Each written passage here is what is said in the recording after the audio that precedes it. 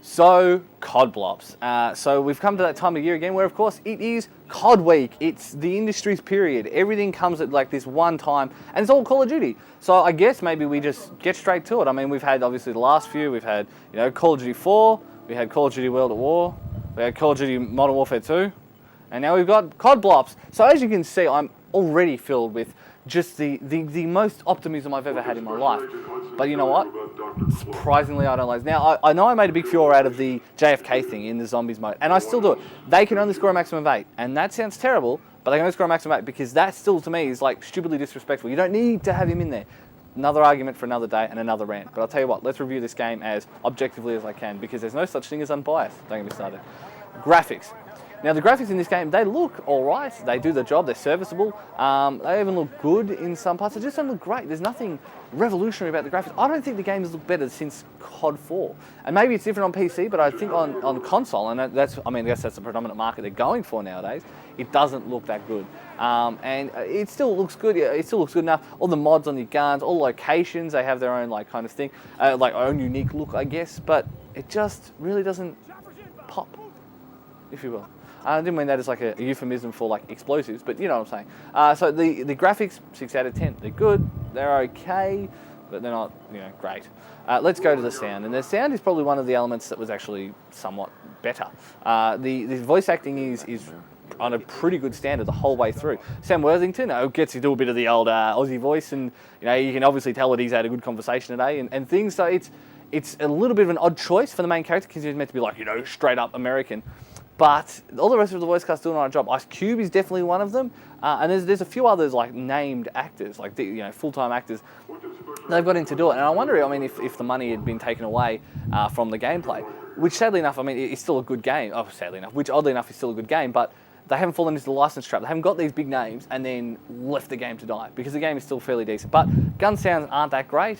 They don't sound like they should, and that's coming from someone who's only ever heard like 3 guns fight in my life. But the point is they just don't have that oomph. They don't have that thump to them. And I guess like the ambient noises are fine and the sound of the waves coming. I guess that's what you need, really. You need to know when people are attacking. You need to be kind of compelled by the story. And while it wasn't necessarily the most compelling voice acting, it was certainly good enough. So I give the sound of this one 7 out of 10.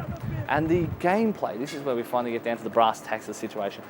COD 4, and again, I know I harp on COD 4, but here we go. COD 4 was a great multiplayer experience, and it really was, but it was also a fantastic single-player experience, and it was a game that I could recommend as a single-player game.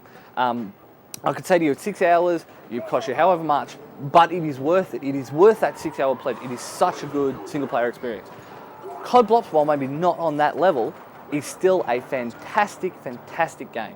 I've certainly played a lot worse shooters than this, and that's the part that hurts me, is I have to be nice to a Treyarch game. And I will be.